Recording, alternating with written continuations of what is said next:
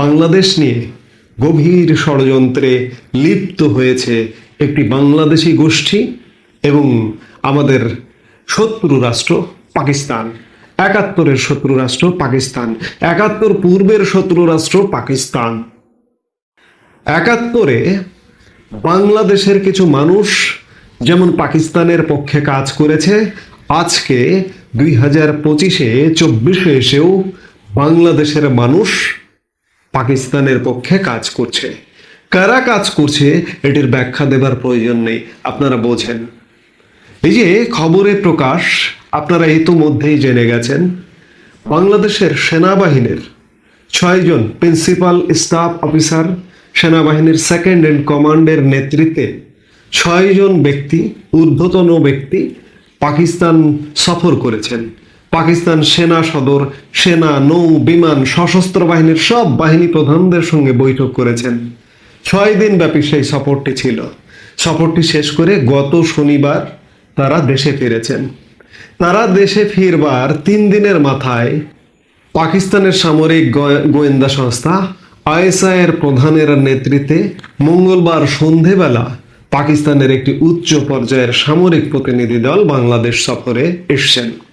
কিন্তু খুব মজার বিষয়, খুব আশ্চর্যের বিষয় যে বাংলাদেশের যে উচ্চ পর্যায়ের সামরিক প্রতিনিধি দল পাকিস্তান সফরে গেল, বাংলাদেশের আইএসপিআর বা বাংলাদেশের সরকারের পক্ষ থেকে কোনো ধরনের বাতচিত ছিল না। আমি মাঝে মাঝেই পাকিস্তান আইএসপিআর এর বিশেষ করে সোশ্যাল মিডিয়াটা খেয়াল করি। হঠাৎ করে একদিন দেখলাম যে পাকিস্তানের আমাদের সেনাবাহিনীর উচ্চ পর্যায়ের প্রতিনিধি দল পাকিস্তান সফর করছে। আমার তো চক্ষু চড়ক গাছ। বাংলাদেশের কোনো গণমাধ্যমে সেই পর্যন্ত কোনো খবর নেই, বাংলাদেশের আইএসপিআর এর কোনো বিজ্ঞপ্তি নেই। অবাক এবং বিস্মিত হলাম। বাংলাদেশের আইএসপিআর বিজ্ঞপ্তি দিয়েছে সেটি এই উচ্চ পর্যায়ের প্রতিনিধি দল দেশে ফিরে আসবার পর। হয়তো এটিও দিত না যদি না পাকিস্তান আইএসপিআর তাদের সোশ্যাল মিডিয়ায় বাংলাদেশের উচ্চ পর্যায়ের সেনাবাহিনীর প্রতিনিধি দলের সফরটি তারা যদি প্রকাশ না করত। প্রকাশ করবার পরে দিয়েছে। এই যে আইএসআই প্রতিনিধি দল পাকিস্তানের যে বাংলাদেশ সফর করছে, বাংলাদেশ সরকার, বাংলাদেশ সেনাবাহিনীর পক্ষ থেকে এখন পর্যন্ত কোনো তথ্য উপাত্ত জানা যাচ্ছে না। কিন্তু বিভিন্ন সোর্স থেকে, বিভিন্ন গণমাধ্যম এবং আন্তর্জাতিক গণমাধ্যম সূত্রে জানা যাচ্ছে যে বাংলাদেশ সফরে এসেছেন আইএসআই প্রধানের নেতৃত্বে পাকিস্তানের একটি উচ্চ পর্যায়ের সামরিক প্রতিনিধি দল। তথ্য বলছে যে পাকিস্তানের 4 সদস্যের একটি উচ্চ পর্যায়ের সামরিক প্রতিনিধি দল মঙ্গলবার সন্ধ্যায় 3 দিনের সফরে ঢাকায় পৌঁছেছে বলে সূত্রটি জানাচ্ছে। দুদেশের সরকারি মাধ্যমে এই সফর নিয়ে একটি কথাও নেই। পাক প্রতিনিধি দলের নেতা হিসেবে আসা সেনা কর্মকর্তা লেফটেন্যান্ট জেনারেল আসিম মালিকের পরিচয়, গুপ্তচর সংস্থা আইএসআই এর প্রধান তিনি। দলে আইএসআই এর আরও এক উচ্চপদস্থ কর্মকর্তা রয়েছেন বলে সূত্রের খবর। আইএসআই এর ডিরেক্টর জেনারেলের নেতৃত্বে দলটিকে স্বাগত জানাতে বিমানবন্দরে উপস্থিত ছিলেন বাংলাদেশের সামরিক গোয়েন্দা সংস্থা ডিজিএফআই এর এক উচ্চ কর্মকর্তা ব্রিগেডিয়ার মেহেদি। সূত্রের খবর, পাকিস্তান প্রতিনিধি দলে মালিক ছাড়া রয়েছেন আইএসআই এর director general analysis major general Shahid Amir Afsar. এছাড়া রয়েছেন মেজর জেনারেল আলম আমির আওয়ান ও এসএসজির কর্তা মোহাম্মদ উসমান লতিফ। বাংলাদেশ সেনাবাহিনীর পরিচালিত 5 তারা হোটেল রেডিসন ব্লুতে থাকার ব্যবস্থা হয়েছে পাকিস্তানি দলটির।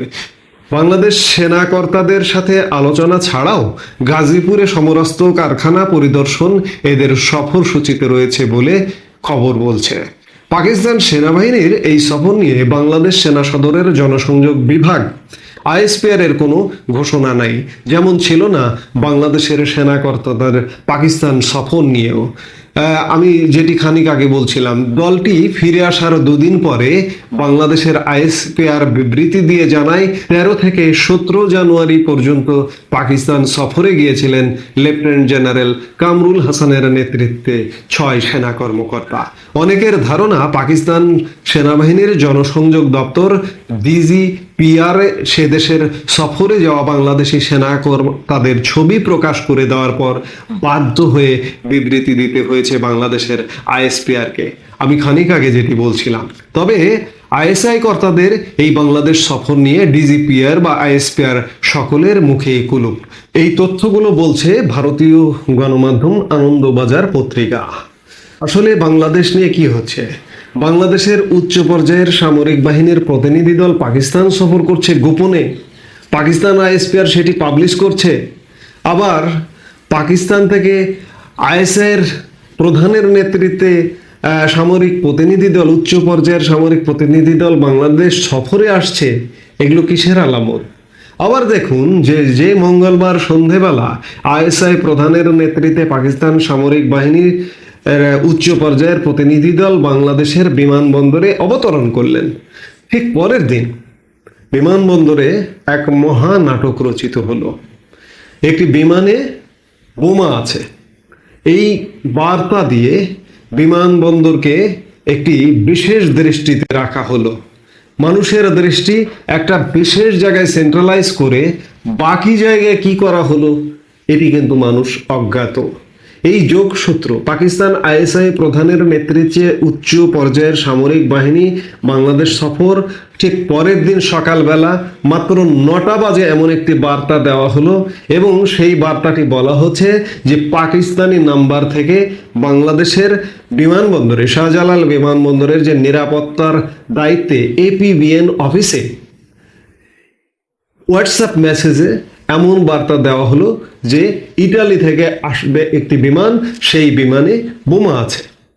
এই বোমা আতঙ্ক ছড়ানো কেন? এবং পরক্ষণেই সারা দিন ব্যাপী প্রায় অর্ধ দিবস ব্যাপী বিমানবন্দরে নানা রকম তল্লাশি, সেই বিমানে তল্লাশি চালিয়ে যেটি দেখা গেল কিছু নেই। এটির উদ্দেশ্য কি? আইএসআই প্রধানের নেতৃত্বে বাংলাদেশ সফর, পাকিস্তান সামরিক বাহিনীর এবং বিমানবন্দরে বোমা আতঙ্ক ছড়ানো, এটি আমার কাছে একই সূত্রে গাঁথা বলে মনে হয়। দুটোকে আলাদা করা যাবে না। আমি বাংলাদেশের মানুষ এবং আমাদের প্রতিবেশী যারা আছে তাদেরকে বলবো, তাদেরকে বলতেই চাই যে আমরা চরম একটি ষড়যন্ত্রের মুখে, ষড়যন্ত্রের আগুনের মুখে পড়ে গেছে। আগুনে আমাদেরকে আর কিছুটা সময় পেলে ঢোকানো হবে। অবস্থাটি কিন্তু এমন বাংলাদেশের। সবকিছু মিলিয়ে অবস্থা দৃষ্টিতে কোনোভাবেই ভালো কিছু মনে হচ্ছে না।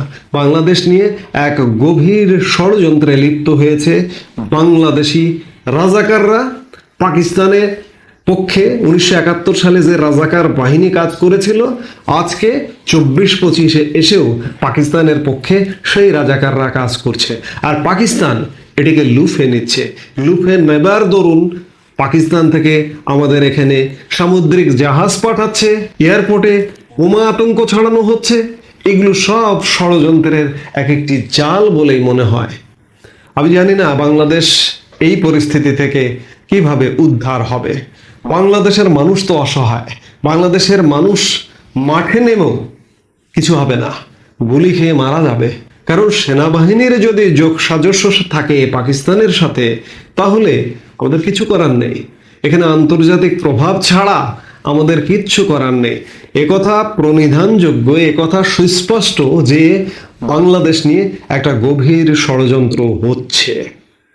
আমি শুধু বলবো বাংলাদেশের মানুষকে সচেতন থাকতে, চোখ কান খোলা রাখতে। আরেকটি কথা না বললেই নয়, এই যে 5 অগাস্ট কিংবা জুলাইয়ের যে আন্দোলন, এই আন্দোলনটি যে ষড়যন্ত্র ছিল, যারা এই ষড়যন্ত্রের আন্দোলনকে সমর্থনও দিয়েছিলেন, হয়তো রক্ত দেখে অনেকে আবেগে আপ্লুত হয়ে গিয়েছিলেন, তখন এই লাল আন্দোলনে সমর্থন দিয়েছিলেন, তাদেরও বলবো আর নয়, আপনারা সচেতন হন। ষড়যন্ত্র রুখে দেওয়ার জন্য অন্ততপক্ষে মানসিকভাবে প্রস্তুত হন। আপনাদের আশপাশে কি ঘটছে সেগুলো পর্যবেক্ষণ করুন। আপনাদের সচেতনতায় অনেক দূর এগিয়ে নিয়ে যেতে পারে এবং আমরা আশা করব যে বাংলাদেশ এবং আন্তর্জাতিকভাবে এই পরিস্থিতি থেকে আমরা বেরোবো। 1971 সালে কি হয়েছিল? আমরা কি শুধু একা যুদ্ধ করেছিলাম? আন্তর্জাতিক বিশ্ব যদি আমাদের পাশে না থাকতো, ভারত যদি আমাদের পাশে না থাকতো, আমরা 1971 সালে স্বাধীনতা অর্জন করতে পারতাম না। ঠিক তেমনি আজকে 24-25-এ এসেও একই কথা বলতে চাই, আন্তর্জাতিক বিশ্ব নিশ্চয়ই আমাদের পাশে থাকবে। আমাদের সবচেয়ে নিকট প্রতিবেশী দেশ ভারত আমাদের পাশে থাকবে, এবং পাশে থেকে এই যে ষড়যন্ত্রের জাল বোনা হচ্ছে পাকিস্তান এবং বাংলাদেশের রাজাকারদের সহযোগিতায়, এর থেকে উত্তরণ ঘটবে বলে আশা করি।